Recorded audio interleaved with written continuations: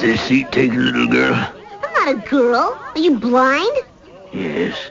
As physicists, you get hit up in a bar, somebody wants to know. If they're not asking you or reminding you about that terrible course in physics that they took way back when, they often want to know about special relativity and Einstein and things like that, which is really great. When I try and explain E equal mc squared, I have to step back and try and explain the fact that moving clocks run slow, moving meter sticks are shortened. How does that happen? And that ties in and is a consequence of the constancy of the speed of light.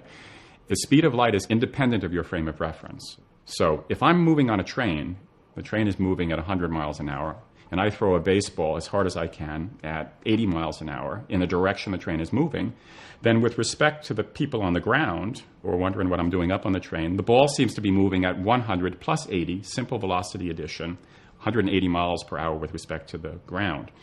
That simple velocity addition formula just doesn't work at all when it comes to light. If I shoot a light beam off a moving train, then the speed of light is the same in both frames of reference.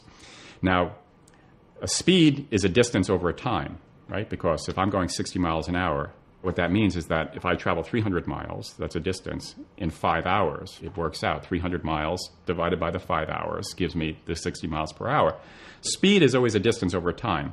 So if I'm in a situation where I have two frames of reference, one moving with respect to the other, and somehow the speed works out to be the same in both frames of reference, the only way it can happen is, well, if the distance is altered and the time is altered. So the constancy of the speed of light basically means that in different frames of reference, the notions of time intervals and distance measurements are fundamentally altered. Moving clocks basically will run more slowly in their own frame of reference, and lengths are shortened. Meter sticks are shortened. So that's the only way that it can basically shake out.